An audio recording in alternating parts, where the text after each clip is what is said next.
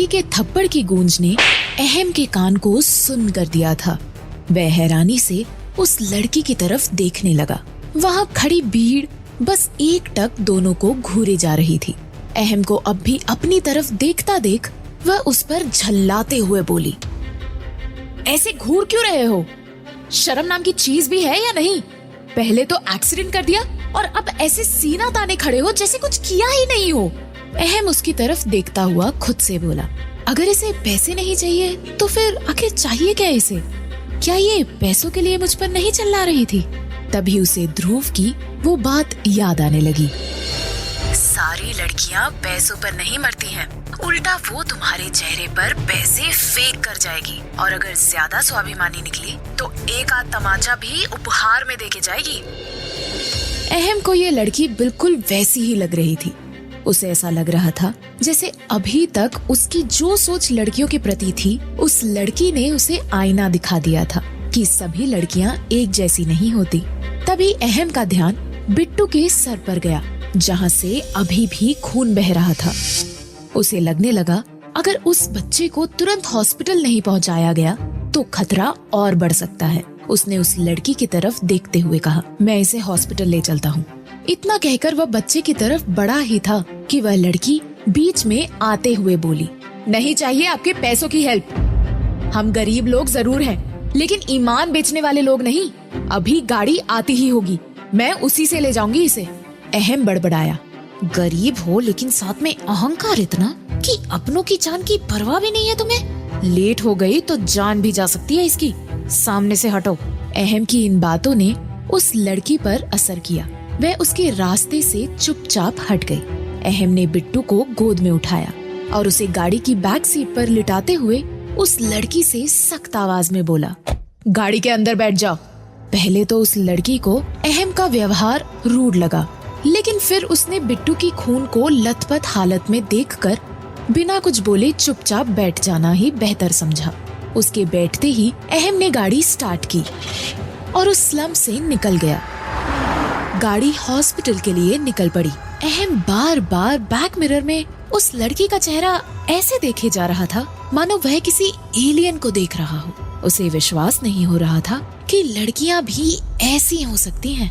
वह जानना चाहता था कि इस लड़की में ऐसी क्या खास बात है कि इसने पैसों को रिजेक्ट कर दिया। वह इसी ख्यालों में डूबा रहा और गाड़ी हॉस्पिटल तक पहुंच गई। उसकी गाड़ी हॉस्पिटल पहुंचते ही उसे ऐसा लगा जैसे पूरा हॉस्पिटल हरकत में आ गया था। वहां पहले ही 2 स्टाफ स्ट्रेचर लेकर खड़े थे। बिट्टू को तुरंत ही उसमें लिटाकर हॉस्पिटल के अंदर ले जाया गया। वह लड़की भी उसके पीछे पीछे गई। अहम उसे जाते हुए देखकर बड़बड़ाया, हेल्प के लिए कम से कम थैंक्स तो बोल जाती। कोई नहीं, थप्पड़ के बाद थैंक्स थोड़ा अजीब होता है। वह अपनी गाड़ी में कुछ देर तक बैठा रहा, फिर अचानक गाड़ी से उतरकर बोला, ओह गॉड, दादू भी तो पिछले 10 दिनों से यही है। मैं उस लड़की के बारे में सोचते हुए उन्हें भूल ही गया। एक बार उनको देख कर आता हूँ, अगर नॉर्मल रहा तो डिस्चार्ज करवा लूंगा। वह भी तुरंत हॉस्पिटल के अंदर सीधे अपने दादू के कमरे में चला गया। वहाँ एक वृद्ध आदमी बेड पर लेटा हुआ था और उनकी छाती पर ईसीजी मशीन के 3-4 वायर चिपकी हुई थी। मशीन पर हार्ट रेट मॉनिटर हो रहा था, जो कि अब नॉर्मल था। अहम ने वहां आते ही अपने दादू का हाथ पकड़कर उनके पास बैठते हुए प्यार से कहा, दादू कैसे हैं आप? दादू ने अपनी आंखें खोली और अहम को अपने पास देखकर कहा, अहम बेटा कब आए? अभी आया हूँ दादू। कैसे हैं आप? मैं बिल्कुल ठीक हूँ, तंदुरुस्त हूँ। देखो मुझे। फिर भी पता नहीं क्यों डॉक्टर ने मेरी छाती से ये वायर चिपका रखा है। अहम हंसता हुआ बोला, ओके दादू, फिर तो मैं डॉक्टर लतिका से बात करके आपको आज डिस्चार्ज ही करवा देता हूँ। ठीक है, जैसा तुम ठीक समझो। अहम डॉक्टर लतिका से मिलने उनके केबिन की तरफ बढ़ा। वहीं डॉक्टर लतिका बिट्टू के पास खड़ी थी। वह बिट्टू के सर के पीछे के घाव को देखते हुए उस लड़की से बोली, डोंट वरी गीत, घबराने की कोई बात नहीं है। आई थिंक पत्थर का नुकीला हिस्सा धंस गया था, इसीलिए खून रुक नहीं रहा था।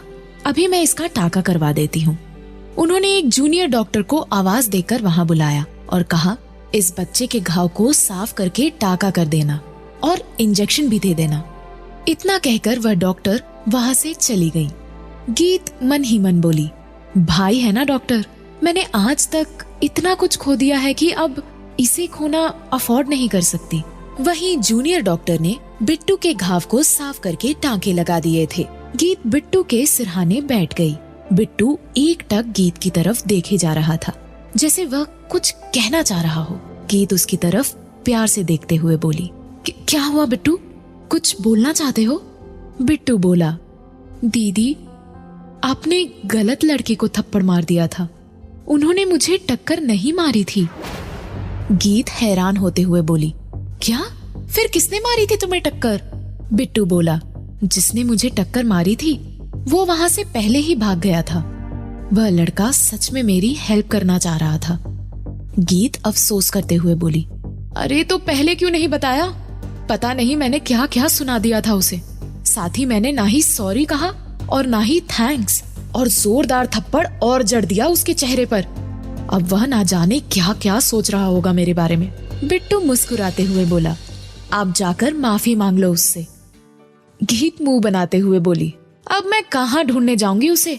कौन था, कहाँ रहता है, मुझे क्या पता? बिट्टू मुस्कुराकर बस एक टक गीत के चेहरे को देखे जा रहा था।